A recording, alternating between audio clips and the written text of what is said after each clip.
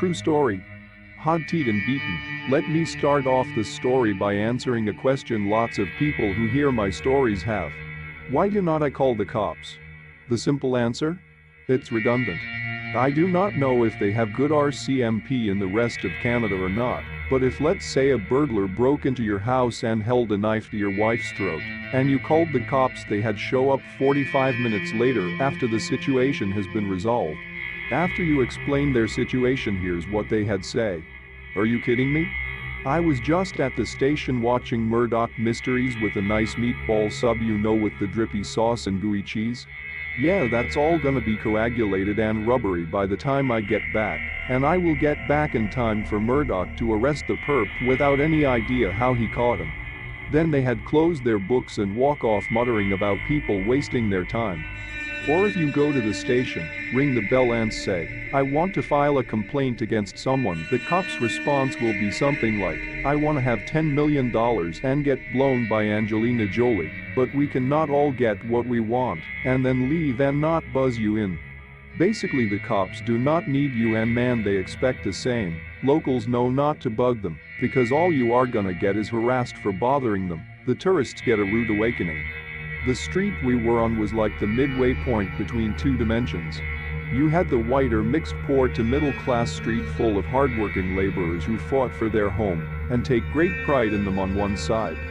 You then have the low class poor townhouses, which are $250 month rent, and you cannot obtain one of these townhouses without being on some kind of social assistance. The two areas were separated by trees, one in our neighbor's yard and one in his neighbor across the streets.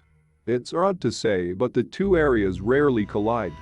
So this was back in 2013. The night was viscous as always, and nippy. The temperature was hovering around -40, and the roads were ice rinks. This took place back when my dad and I were not the healthy fitness freaks we are today. We were watching Moonrise Kingdom when our bi-nightly Tim's craving hit, and we ran out for a couple donuts, a couple iced caps, and some Timbits, I know, bad food.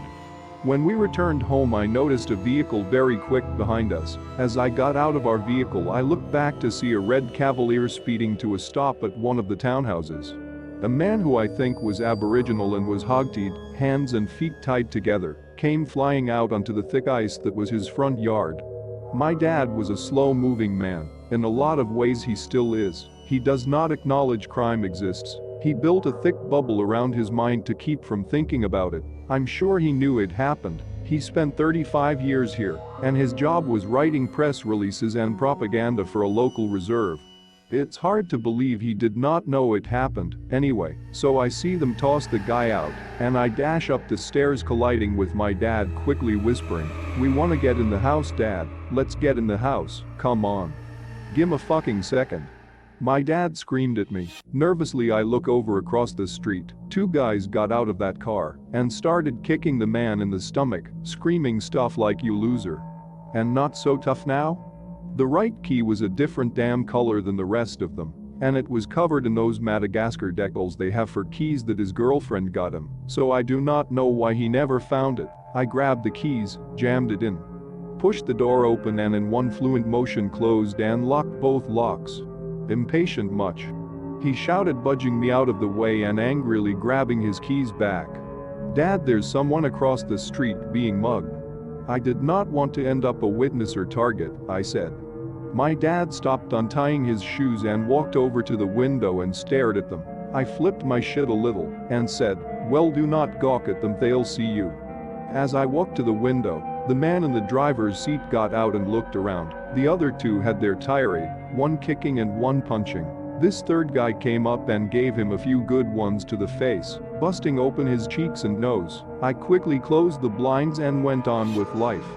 The next day there was a ton of frozen blood where they were, and a woman was loading all the tenant stuff into a moving van. That's all I know about what went down there. Thanks for watching. If you enjoyed the video, hit that like button to support my work. And as always, enjoy the fear, my dear.